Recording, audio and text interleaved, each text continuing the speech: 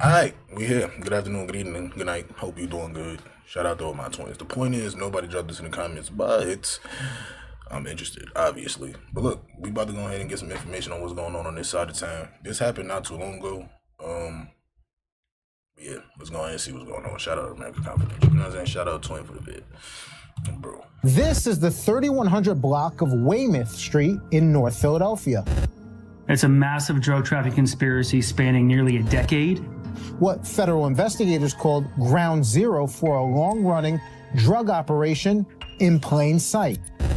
Involving tremendous volumes of fentanyl and narcotics.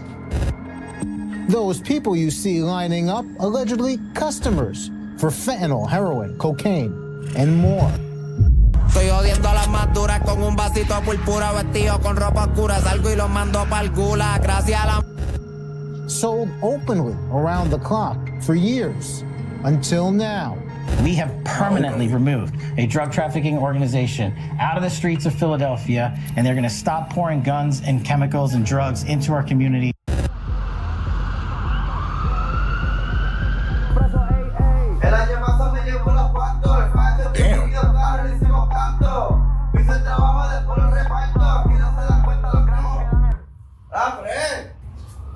Damn, that's how you feel?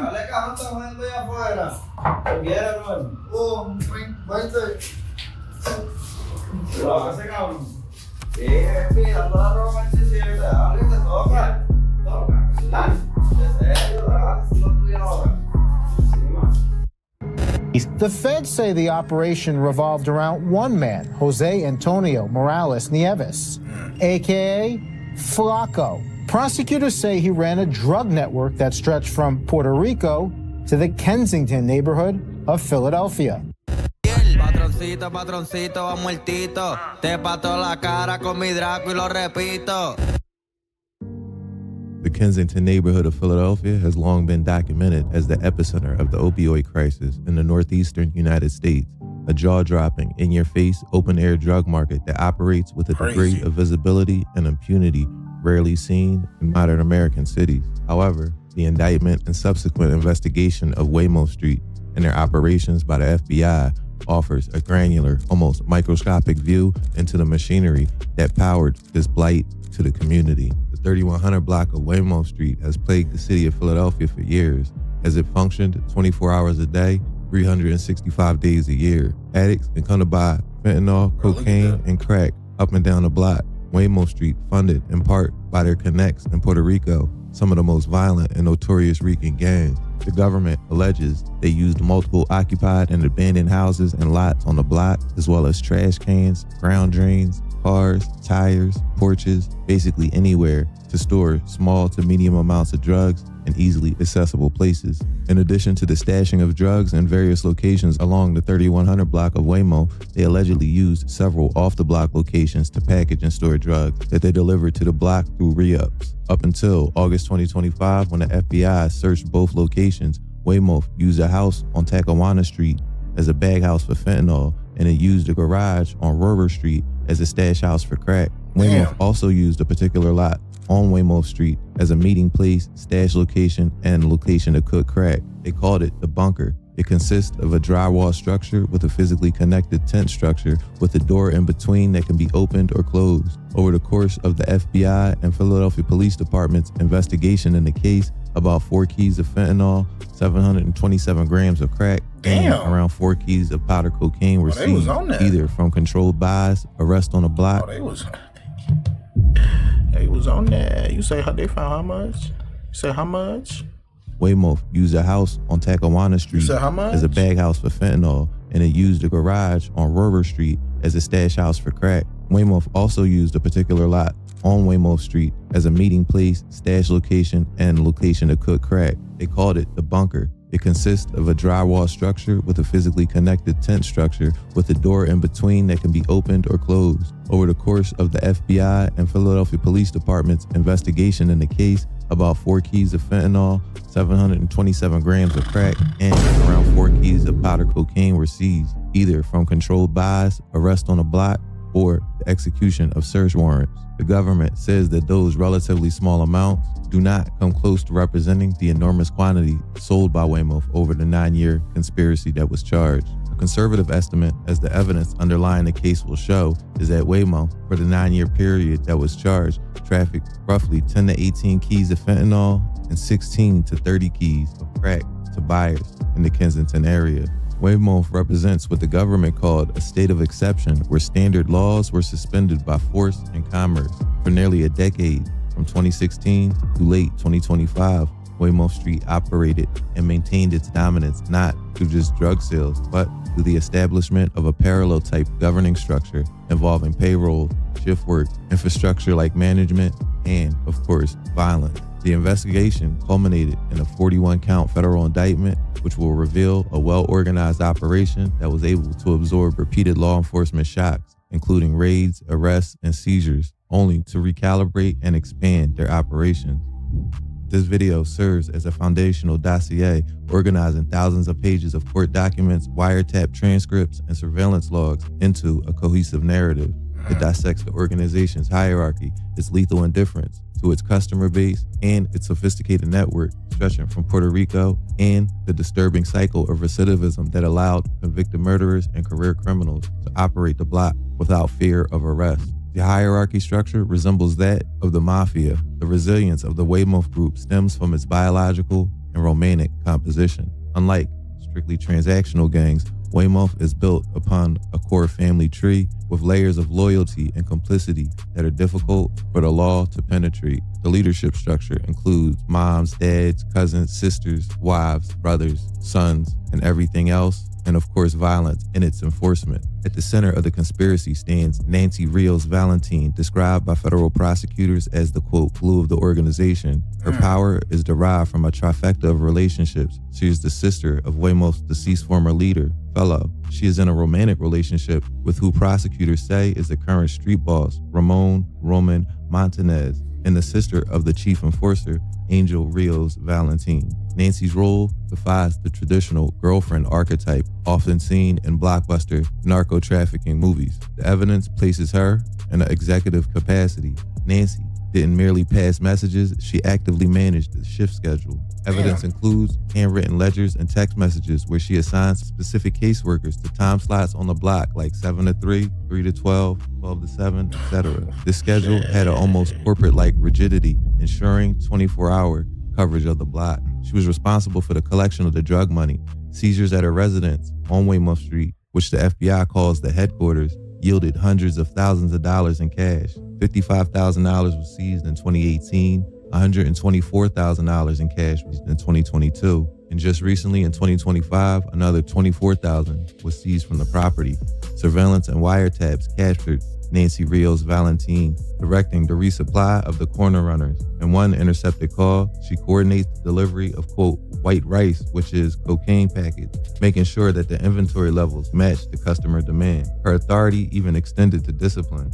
On March 17, 2025, she was photographed publicly chastising a low-level street dealer, Lewis Williams, a money discrepancy. Immediately following her cursing him out, enforcers physically assaulted him, demonstrating that her word was backed by immediate violence. Viejo served as the daily operations manager and the romantic partner of Nancy Rios Valentine. Living with her on 3100 Weymouth Street, he turned their shared home into a fortified command center. Viejo's leadership style was characterized by pragmatism regarding the deadliness of fentanyl. He was the primary liaison with the guys that would cook up and the suppliers. His role involved personally testing and approving batches of fentanyl. He coordinated with upstream suppliers to ensure the continuous flow of food or heroin and hard or crack cocaine. Unlike many leaders who insulate themselves, Viejo remained hands-on, personally conducting sales of up to 50 to 100 bundles on the street to high-value customers and participating in controlled buys with FBI informants. The ultimate authority. This whole, like, a real job though. Like, they really had the whole like schedule like on the. So what happened if I don't show up? I get beat up. How that work? I gotta die if I don't show. How that work? Of the Weymouth operation was Jose Antonio Morales Nueves, or Flaco, who operated with a level of insulation provided by distance, while he maintained ownership of the block, in Kensington, he frequently resided in Rico, Puerto Rico. His extradition from Puerto Rico in October 2025 marked the culmination of the federal investigation. Flacco functioned as a financial backstop and the, quote, bank for the organization. Despite reporting zero legitimate income, he frequently posted significant bail amounts for block runners and dealers, ensuring their silence and return to the workforce. Records show that his mom, Elizabeth Valentine Colon, would act as surety for the bail of up to $25,000 for Weymouth members. Angel Rios Valentine, brother to Nancy and a dead former leader, fellow, represents Weymouth's capacity for violence. Nah, this some real mafia shit. Fuck. A career criminal with a federal firearms conviction. From 2020, he returned to the organization immediately upon his release from prison. His role was the protection of the enterprise's assets and territory, basically the muscle. He stockpiled an arsenal of war-grade weaponry. Upon his arrest in October 2025, say I got that curry on me. Nah, I ain't never seen no shit like that again. I gotta get my mind right for that. I ain't never seen no shit like that. So is it? I got that Steph on me for real. He said I'm really Steph. His assets and territory, basically the muscle. That's he stockpiled an arsenal of war-grade weaponry. Upon his arrest in October 2025, while he was on federal supervised release, agents recovered.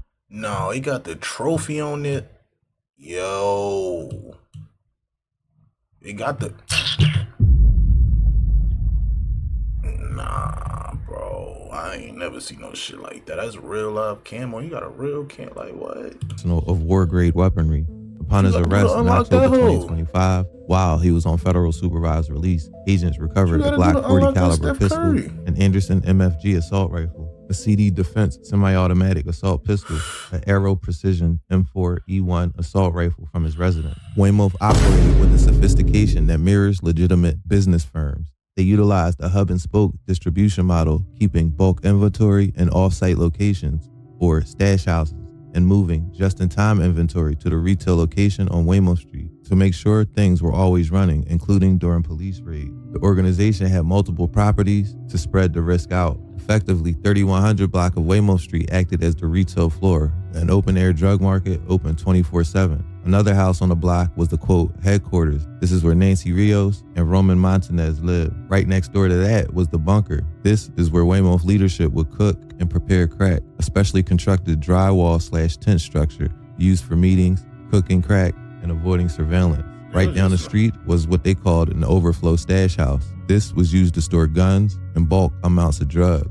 The house on Talcahuano Street was the fentanyl stash house, as I said earlier, ran by Sandino Hidalgo Genayo, or Domi. The garage on Rohrer Street acted as the crack stash house. This is where Joey, or Joel, would operate from. Talcahuano Street, managed by Dome, was described by the FBI as the engine of Weymouth. Here, bulk fentanyl was cut and packaged for sale. The investigation showed a disturbing lack of care for the potency of the product. On July 26, 2025, federal wiretap captured a conversation between Viejo and Dome that they say encapsulates Weymouth's philosophy. Viejo says, "If you can make it just a little bit stronger, that'll be good." Dome responds, "Bro, if I make it any stronger, it'll kill him." Viejo then says, "Okay, then leave it like that. Check to see if you can make it burn later." The FBI says this exchange confirms that the leadership was consciously aware that their product was deadly. Viejo's concern was not for potential overdoses, but rather the aesthetic quality of the drug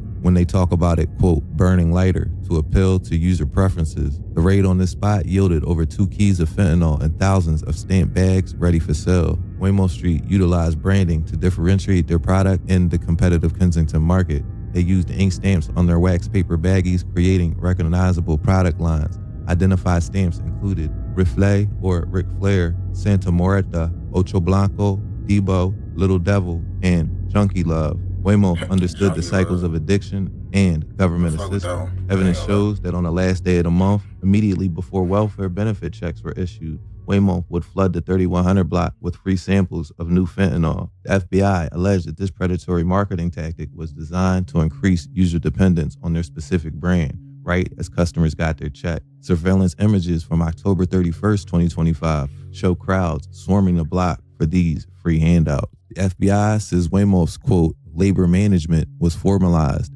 Handwritten ledgers recovered from Nancy's house on Weymouth Street, which the government called the headquarters, like I said, detailed a rigid shift schedule. 7 to 3, 3 to 12, 12 to 7. The ledger lists specific workers for each slot, like Nan for Nancy, Panza, who was killed back in October, Eli, Moya, and Chippy. Workers were paid based on sales volumes, with proceeds divvied out daily at the headquarters. Wiretaps capture Chicken or Javier Resto Barrios discussing the financial necessity of picking up extra shifts to pay bills, showing the position of the lower level dealers. Weymouth maintained its territory through a calculated projection of power. This was allegedly achieved through physical violence, the accumulation of power, and the sophisticated use of social media propaganda. They didn't rely on random weaponry. They amassed a paramilitary arsenal. The seizure of multiple assault rifles like AR-15s and AK-47 variants, semi-automatic pistols with extended magazine, indicates a readiness for war, says the FBI indictment.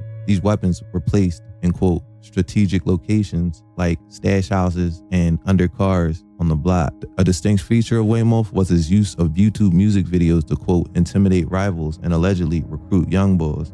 Weymouth made videos filmed directly on the 3100 block. Videos like Philly Boy in April 2024 features Elio, Chippy, and Grande, who the FBI says were brandishing firearms and flashing gang signs on the very corners they controlled. Pantracito in November 2023 features the now deceased leader, Panza, brandishing a firearm while lyrics explicitly threatens rivals. I'll get you with Panzo with Draco and you're stiff, is what the FBI says the lyrics translate to.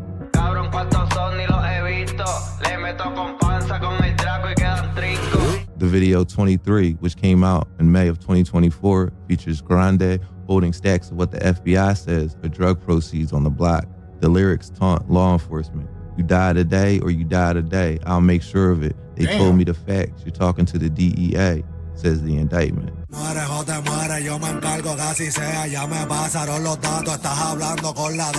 Kyle Ken shows a co-contributor on the stoop of Weymouth's bunker holding a handgun with an extended magazine. The FBI says these videos were not merely artistic expression. They were proof of the gang's aspirations for domination. The FBI says that Weymouth constructed a physical stronghold known as the bunker on Weymouth Street. I've described this earlier. It consisted of a drywall structure attached to a tent, providing a private space for cooking crack and conducting business away from street view. However, the FBI managed to install a covert video/audio recording device inside the bunker.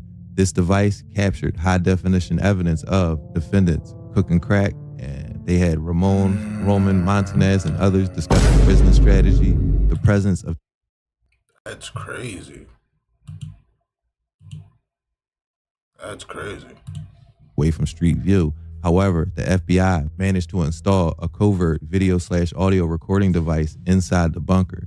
This device captured high-definition evidence of defendants cooking crack, and they had Roman Montanez, and others discussing business strategy. The presence of Nancy's sister, Elizabeth, during the drugs discussions shatters her defense of non-involvement. One of the most damning aspects of the Weymouth investigation is the repeated failure of the criminal justice system to incapacitate these actors.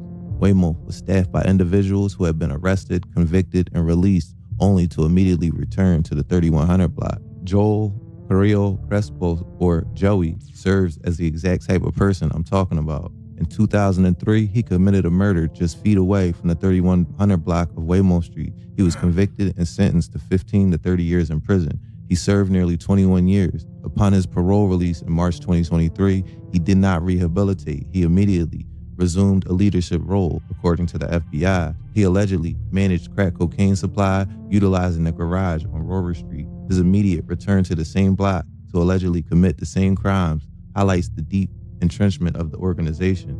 For Joey, Weymouth was the only home and employer that mattered. Adelita Gonzalez, the street-level dealer, exemplifies the revolving door of local justice. A career offender with convictions dating back to 2003, she was arrested by local police for drug trafficking on October 23, 2025, the day before the massive federal takedown.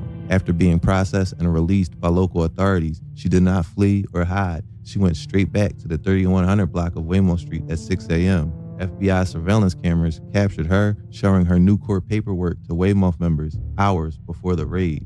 treating the arrest as a minor nuisance before resuming work. Angel Rios Valentin was convicted federally in 2020 for possessing a firearm taken from the block. He was sentenced to 60 months. When he got out, he was on federal supervision. He immediately rearmed himself with an even larger arsenal of assault weapons and allegedly resumed his role as enforcer on the block. Following the October 2025 takedown, a fierce legal battle ensued regarding the pretrial detention of all 33 members, specifically Nancy Rios Valentin. A significant portion of the evidence comes from the wiretap of Javier Resto Berrios, or Chicken. A review of 7 days of calls from May 9th to May 16th, 2025 provides a window into the mundane daily grind of this line of work. Weymouth used thin codes like food to refer to heroin, white rice or snow to refer to coke, and chinitas referred to crack cocaine vials. On May 10th, Chicken complains that nothing has come in, including snow, indicating that the supply train had been disrupted. The dealers constantly discussed the schedule. On May 12th, Chicken and Carla Diaz Resto anxiously discuss who has the Tuesday shift, as the shift assignment determines their income for the week. They reference Nancy and Viejo as the financial arbiters of these disputes. On May 9th, Chicken notes that he has taken 50 packets, but checking for slow stuff, which means lower potency or worse product. The indictment of Weymouth is a document of systemic entrenchment. It shows a criminal organization that successfully, effectively seceded from the illegal order of Philadelphia for nearly a decade by combining family loyalty, corporate logistics, extreme violence, and community propaganda. They created an ecosystem that survived standard policing. The fact that a murder committed in 2003, a gun seized in 2019, and a bag of fentanyl sold in 2025 are all connected by the same family on the same block and the same indictment under the same business model. On the open air market was a highly organized generational enterprise that required a massive federal intervention to dismantle.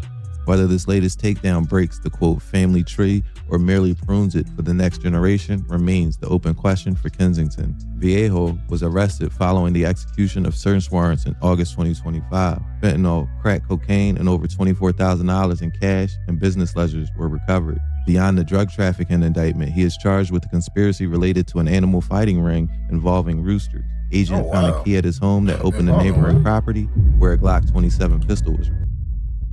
That twin was fighting roosters? That was random. I wasn't expecting that.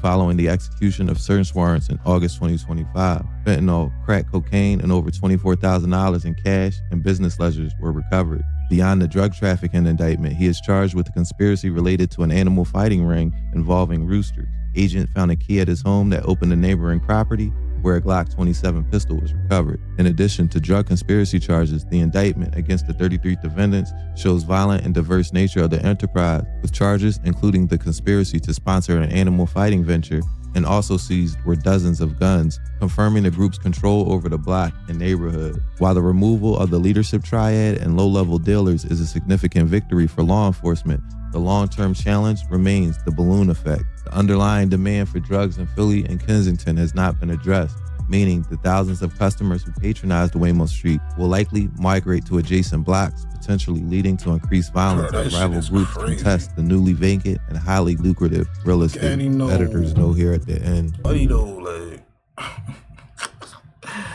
look at him. And highly lucrative real estate. Editors know here at the end. Crazy. I think this was a big political stunt by Kash Patel, the director of the FBI. I feel like after the murder of Charlie Kirk and the release of the non-release of the Epstein files, that Kash Patel was under a lot of pressure, and he basically went to his biggest cities around the country and told their FBI field office, I need your biggest indictment you got right now. So Kash Patel could show up, show his face, and take credit for that. So I feel like this whole thing was a rush political stunt. And I also feel that with most of these charges, nobody is going to be doing serious time. Maybe the top 2 people might get 20 years or something, but I think everybody in this indictment is looking at 10 years or less. A lot of them looking at way less. If you want more in-depth breakdowns of Philly crime and drills. Another W watch, W lit. That was crazy though. They really was running that bitch on some. Damn. Anyways though, let me know how y'all feel about that. If there's any more videos like this y'all want me to watch, go ahead and drop it in the comments. But yeah, I'm going to go ahead and get out of here, man. I'm going to see y'all niggas in the next one on Bro.